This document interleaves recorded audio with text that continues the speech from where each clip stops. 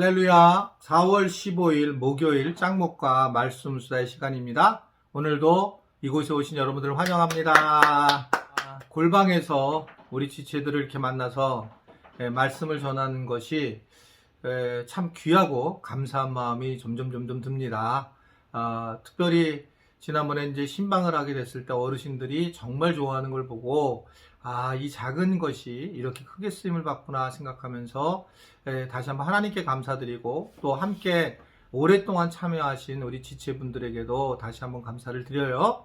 자, 오늘 우리에게 주시는 말씀은 역대상 17장 1절에서 15절의 말씀인데요. 하나님 말씀을 보시겠습니다. 다윗이 그 궁실에 거할 때에 선지자 나단에게 이르되 나는 백향목궁에 거하거늘 여호와의 언약궤는 휘장 밑에 있도다. 나단이 다윗에게 고하되 하나님이 왕과 함께 계시니 물은 마음에 있는 바를 행하소서. 그 밤에 하나님의 말씀이 나단에게 임하여 가라사대 가서 내 종 다윗에게 말하기를 여호와의 말씀이 너는 나의 거할 집을 건축하지 말라. 내가 이스라엘을 올라오게 한 날부터 오늘날까지 집에 거하지 아니하고 오직 이 장막과 저 장막에 있으며 이 성막과 저 성막에 일사나니 무릇 이스라엘 무리로 더불어 행하는 곳에서 내가 내 백성을 먹이라고 명한 이스라엘 어느 사사에게 내가 말하기를 너희가 어찌하여 나를 위하여 백향목집을 건축하지 아니하였느냐고 말하였느냐 하고 연하여 내 종 다윗에게 이처럼 말하라. 만군의 여호와께서 이처럼 말씀하시기를 내가 너를 목장 곧 양을 따르는 데서 취하여 내 백성 이스라엘의 주권자를 삼고 네가 어디를 가든지 내가 너와 함께 있어 내 모든 대적을 내 앞에서 멸하였은즉 세상에서 존귀한 자의 이름 같은 이름을 내게 만들어주리라. 내가 또 내 백성 이스라엘을 위하여 한 곳을 정하여 저희를 심고 저희로 자기 곳에 거하여 다시는 옮기지 않게 하며 악한 유로 전과 같이 저희를 해하지 못하게 하여 전에 내가 사사를 명하여 내 백성 이스라엘을 다스리던 때와 같지 않게 하고 또 내 모든 대적으로 내게 복종하게 하리라. 또 내게 이르노니 여호와가 너를 위하여 집을 세울지라. 내 수완이 차선 내가 열조에게로 돌아가면 내가 내 뒤에 네 씨 곧 내 아들 중 하나를 세우고 그 나라를 견고하게 하리니 저는 나를 위하여 집을 건축할 것이요 나는 그 위를 영원히 견고하게 하리라. 나는 그 아비가 되고 그는 나의 아들이 되리니 나의 자비를 그에게서 빼앗지 아니하기를 내가 내 전에 있던 자에게서 빼앗은 것 같이 하지 않을 것이며 내가 영영히 그를 내 집과 내 나라에 세우리니 그 위가 영원히 견고하리라 하셨다 하라. 나단이 이 모든 말씀과 이 모든 묵시대로 다윗에게 고하니라. 네, 오늘 보면 다윗이 1절에 그런 얘기를 해요. 다윗이 그의 궁전에 거주할 때에 선지자 나단에게 얘기를 하기를 나는 백향목 궁에 거주하는데 하나님의 언약궤는 그냥 휘장 아래 있다라고 하면서 초라한 곳에 하나님의 언약궤가 있는 것에 대해서 불편한 마음을 이야기를 합니다. 어떻게 생각하면 너무 당연한 얘기예요. 자기는 지금 잘 살고 있는데 하나님의 언약궤는 그냥 좀 불편한 곳에 있고 좀 초라한 곳에 있다라고 하는 겁니다. 그 이유는 정말 하나님을 사랑하는 마음으로 이 다윗이 이야기를 하는 겁니다. 그러면서 그는 이 바로 성전을 건축하고 싶다라고 하는 것을 이야기를 하고 비추게 돼요. 그런데 결국 하나님은 이 나단 선지자를 통해서 그 뜻을 거절하는 모습을 보이고 있는 것을 볼 수가 있습니다. 결국 하나님 앞에 실제로 그가 무엇인가 하려고 했는데 하지 못하는 그런 상황이 되었습니다. 우리가 살아가면서 제일 중요한 부분은 이런 다윗과 같은 이런 마음이라고 저는 보여져요.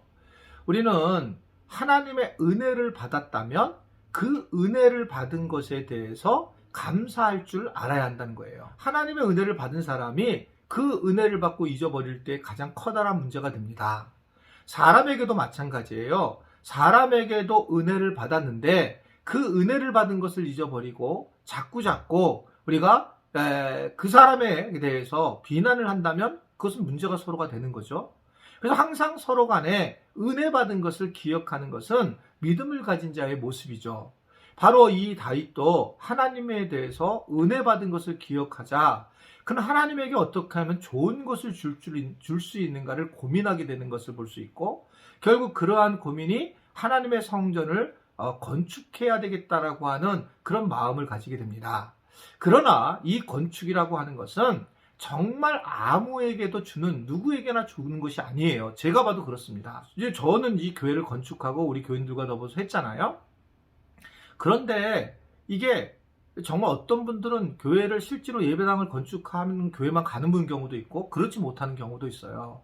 사실은 그거는 본인이 원해서가 아닙니다. 때로는 큰 교회에 가서 건축을 안 할 줄 알았더니 그 교회가 허물고 건축을 하는 경우도 있고 때는 작은 교회를 갔더니 그 목사님은 교회 건축을 안 하려고 하는 분들도 계시고 다양한데 이 교회 건축이라고 하는 것은 이게 정말 그 하나님이 특별히 택한 사람들에게 이루어지는 걸 볼 수 있어요. 이 지금 다윗도 이러한 마음과 이러한 물질과 모든 자원들과 엄청난데 하나님이 그렇게 준비되어 있지만 거절을 하는 장면을 볼 수 있습니다. 하나님은 근본적으로 그렇게 가지고 있는 사람들이 건축하는 것을 이 이스라엘 광해 때부터 사실은 화려하게 생각을 하지 않은 것을 볼 수가 있어요.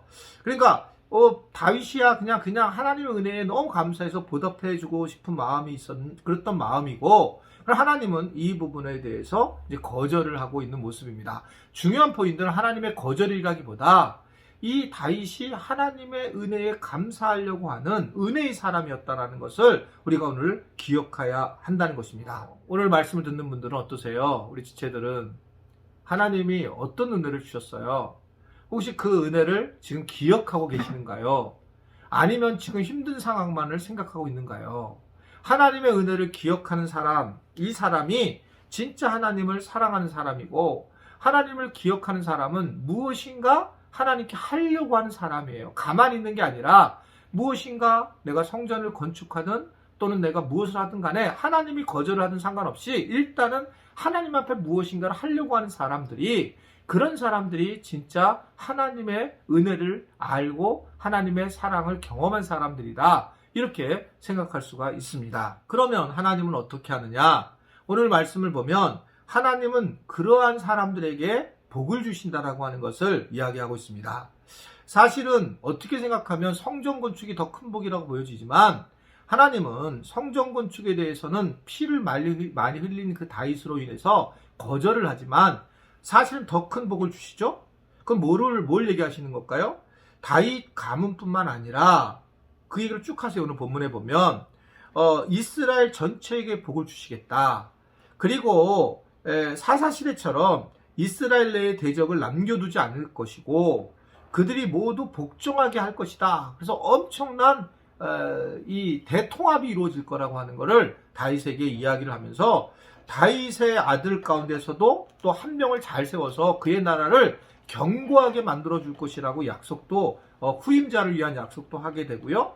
그리고 그것을 통해서 하나님은 좀 더 진보가 되는데, 이 관계가 네가 이러한 마음을 갖고 있으니, 이러한 은혜를 잊지 않고 있으니 내가 종과 주인 관계 속에서 아버지와 아들의 관계가 되겠다라고 하면서 내 집과 내 나라다라고 14절에 이야기를 하는 거예요. 14절 말씀은 밑에 이렇게 나오는데 뭐라고 나오냐면, 내가 영원히 그를 내 집과 내 나라에 세우리니 그의 왕위가 영원히 견고하리라 라고 그렇게 이야기를 하고 있어요. 엄청난 축복을 주는 겁니다. 영원한 언약을 선포하시는 거예요. 하나님은 그래서 이 다윗의 이러한 은혜를 알고자 따르고자 하는 마음, 보답하고자 하는 마음에 따라 엄청난 은혜를 베푸고 계시는 것을 오늘 말씀을 통해서 볼 수가 있습니다. 우리가 살아가면서 하나님의 은혜를 늘 기억해야 된다.